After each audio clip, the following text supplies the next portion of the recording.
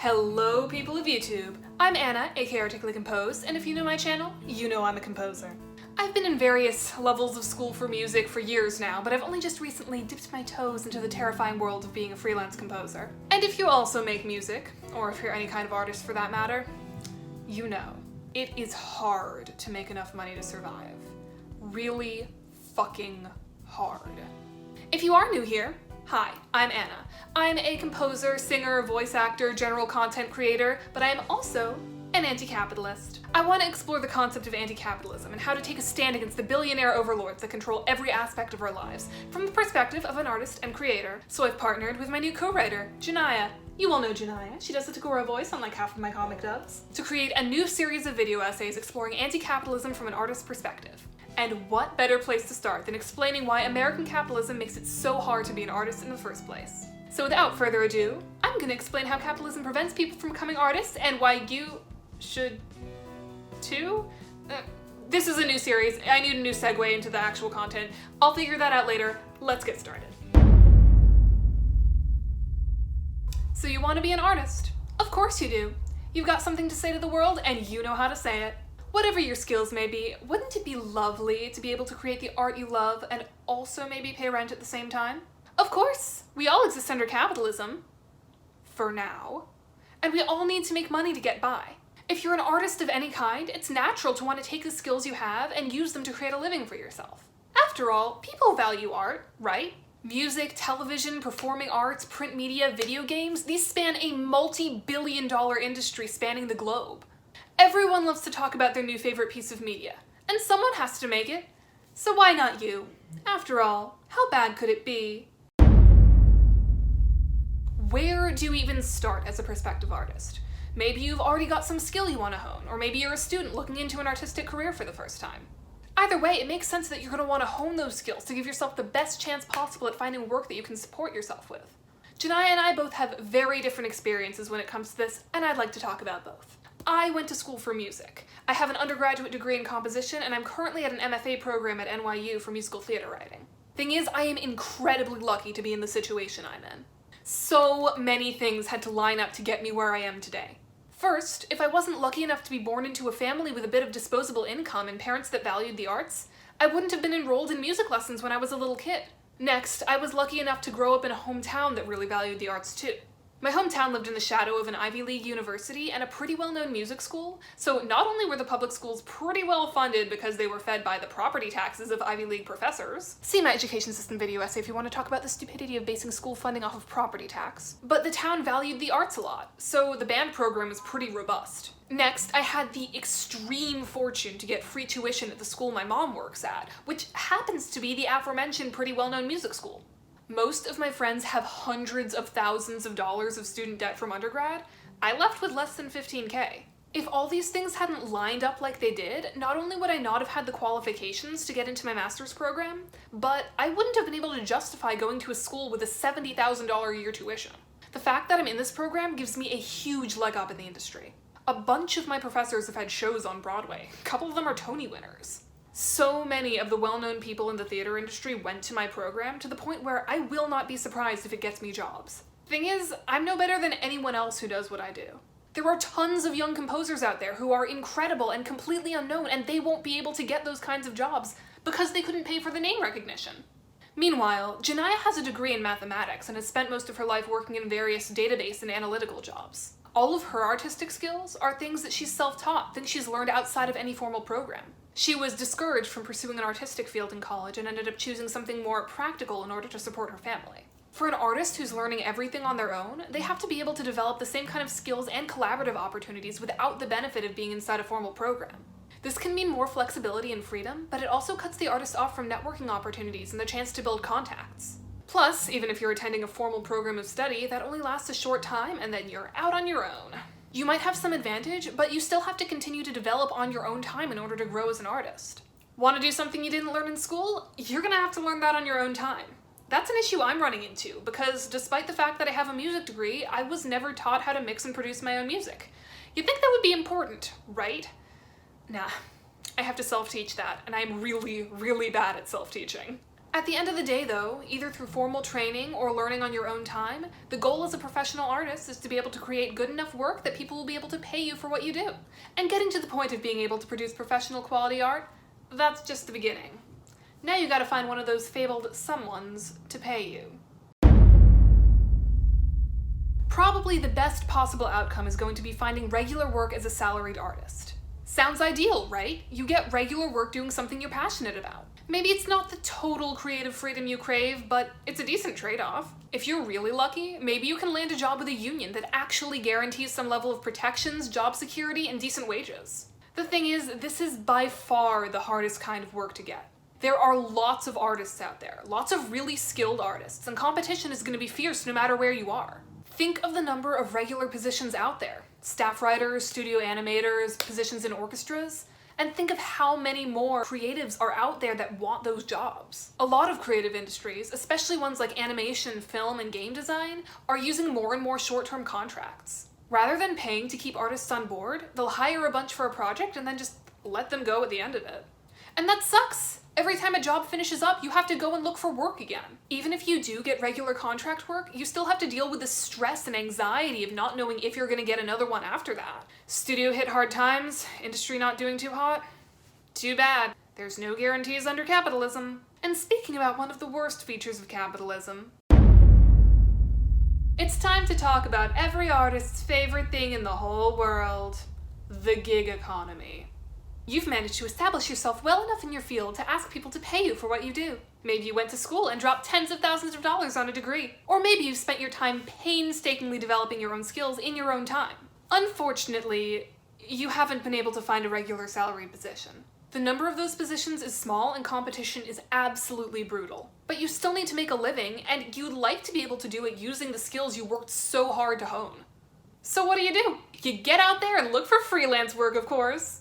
After all, someone's always looking for an artist. All you need to do is impress enough people with your work and you'll be able to make a living for yourself 1 gig at a time. Right? Right? The truth is that the freelance work out there for artists is brutally competitive. There's always a lot more artists out there looking for work than there are gigs available. The result is it's hard to get work and even harder to get a decent wage doing it. Jonaya and I both have some experience in the freelance economy. Oh boy, do I have some experience doing freelance work. So composers tend to base their rates per minute of music written. My rates have technically been $50 a minute for years now, and that is a really fucking low rate. Thing is, I've really only been paid my full rate once before. Thank you, Studio June. I've done a few game soundtracks and student film soundtracks, and for almost all of them, I've had to lower my rates down to $50 a track or lower. A 3-minute track can take a few nights to write. And that's not even counting rewrites. I haven't even talked about the last-minute hell that is the absolute crunch time of directors giving you materials like a week before they're due because they don't understand what goes into writing music. It is super tempting to keep your rates really low, especially when your main clientele is like indie game directors. But you need to be able to advocate for yourself and make sure you get enough money for the work you put in. Meanwhile, Jonaya's worked as a freelance photographer on and off for years, and the work's usually really hard to get and pay is usually awful. Photographers often end up doing a lot of work for free, or basically free, just to get their name out there. Establishing yourself in an area can help you find paid work eventually, but it takes a lot of time and you're not making any money while you're doing it. Most of the work she ended up getting was through family, friends, or referrals. The thing is, the gig economy is only going to get worse. Artists are being devalued by sites like Fiverr that encourage rock-bottom rates, or by cheap royalty-free asset libraries. We all know those same 5 Kevin MacLeod songs every single YouTube channel uses. If you use Kevin MacLeod music in your YouTube videos, I hope you know I hate you. Art is seen as disposable and cheap, not as something that takes significant time, skill, and years of development to achieve. Or even if you manage to land some well-paying gigs or get paid as a salaried artist, it might still not be enough. Let's face it, cost of living is expensive, and creative industries usually center around major metropolitan areas like New York or LA, places that aren't exactly known for being cheap. No matter what, you're always gonna have to keep yourself fed, keep a roof over your head, and pay your bills. Survival job is a term you hear thrown around a lot, especially in my field. Every single one of my professors is actively writing and having work performed on top of teaching, but aside from the lucky few who've been on Broadway or have widely performed shows, they all make their living teaching. When I was first accepted into my program and thinking about the exorbitant amount of student loans I'd be taking out, I was told that because this is an MFA, I would be able to teach college, so the exorbitant loans would be worth it. The classical world is even worse than the theater world when it comes to actually making money off of your skills. I wasn't taught anything about the business side of classical composition when I was an undergrad, because it was assumed that every single one of the students would go on to become a composition professor, because that's the only way you can survive in that industry. If you don't want to teach for your survival job, you can try and fill every ounce of your time with gigs. You can try and get whatever commission work you can in every single creative field you possibly can, just to scrape enough to get by. But that is extremely taxing, and you're going to end up wasting a lot of your creative energy on projects you don't really care about, just to keep the lights on. If neither of those options work out, you gotta get the proverbial day job. Your office jobs, your bartending, your retail work. Something that's probably completely unrelated to the degree that you put so much time and effort into.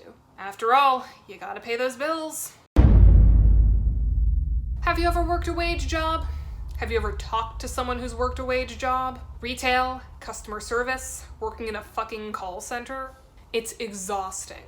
You're doing something that requires you to commit a large chunk of time and a ton of energy to this work. Not to mention how many of these jobs are just straight up physically exhausting.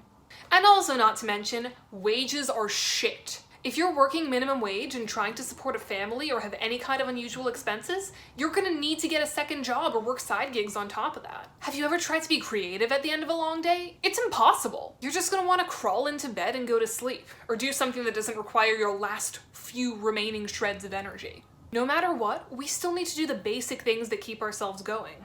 Eat, clean up, take care of ourselves, and that all takes even more energy. And people who are left with only a little bit of energy after working, they're not going to be able to sustain the output needed to break into a creative field. So if you don't have enough money for your creative projects to be a side thing, can't make enough money doing them for them to be your main job, and don't even have the energy at the end of a workday to do anything creative in the first place, then what the fuck do you do?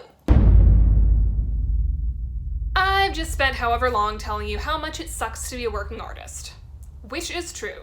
But please don't let me discourage you from going into an artistic field. The arts are an expression of human nature. Imagine if every working artist decided to stop creating all at once. Life would fucking suck. But there are things that can be done, and this is something we can all fight for. For one, the lack of publicly funded art in the US is not the norm across the world. Public funding for the arts is a huge part of culture across Europe. Yes, the US does have the National Endowment for the Arts, but it is pitifully small for a country as large as ours. A huge reason why it's so small is US culture really doesn't value the arts. People don't consider it a viable career, and there's so much bootstrap mentality in this country that they treat you like it's your fault that you can't make any money instead of a product of American society itself. We can all take a small step to help make this better by choosing to value the hard work that people are putting into their art at the price they deserve. If you want to commission an artist and you see a talented illustrator charging $5 for full-body, full-color portraits, don't just give them $5. Tip them the rates they deserve for the hard work and training they put in to give you that art. Don't ask your photographer friend to take your wedding pictures for the price of $20 and a hot dog.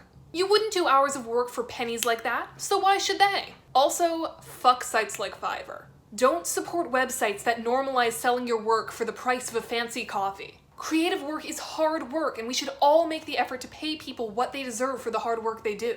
Of course, it can't stop there. I can't just sit here and say this is a problem that can be fixed on the individual level. That would be cruel and irresponsible. There are tons of systemic changes that, if fixed, would not just help working artists, but literally everyone. For one, student loan forgiveness would be an enormous help to anyone with an arts degree. Publicly funded universities and private universities with tuition limits would make it so anybody who couldn't afford an arts degree can pursue whatever they want to do. Did you know that private university in Austria is 500 euros a semester? 500! You can pay for that with a summer job. And why start at the university level? There are arts programs in the schools already, but because school funding is so dependent on taxes, they vary wildly across the country.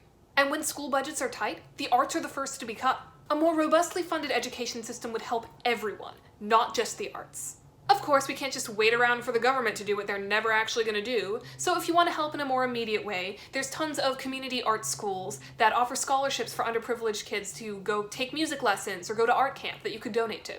Another way to help, and this one's pretty easy because it requires doing absolutely nothing, is to support artists on strike by boycotting the companies actively doing them harm. I'm sure a lot of you heard about the IATSE strike this past fall, or the Activision Blizzard boycott. Working artists are out there, fighting for their rights for a safe and ethical workplace, just like every worker deserves. And the more support those workers get from the general public, the better. If you're an artist, see if there's a union in your field you can join. American propaganda may have spent the better part of the last 50 years demonizing unions, but they are there to protect you. Even if you're not a working artist, or if you haven't gotten enough paid work to be in one of the creative unions like Actors Equity or the Animation Guild, unions are still there to protect you. You're a barista with 2 side gigs who wishes you had the energy to draw after work? Well, fuck, if your barista job manages to unionize and you can bargain for a living wage and paid time off, you'd be able to have the energy after work to work on what you really want to do. This past year has had so many wins for workers, what with the success of the Kellogg's strike and the Buffalo Starbucks union, to name a few. This is just the beginning for workers' rights. If everyone in this country could have a living wage, everyone would have the free time to create whatever they want. It is human nature, after all. Thank you all so much for coming to my TED Talk. Who is Ted, and why did he let me talk about capitalism for the last 20 minutes? Who knows? But anyway, I hope you enjoyed this change of pace. 2022 is a new year, and with a new year comes fresh new types of content. If you're mostly here for my voice videos though, do not worry, those won't be going away. If you did like this video, make sure to like, comment, subscribe, ring the bell and all that. Help me out with some tasty engagement so I can play the algorithm, because I too am a creator who needs to exist under capitalism. Huge thanks to my patrons, Jonaya Riley, Tev Linsey, Stinky, and Rosalie Ross. If you want to see more of me, make sure to check out my social media in the links below, and also join my Discord server if you'd like to join the Articulate community. Thank you all so much for watching, and I will see you all next time.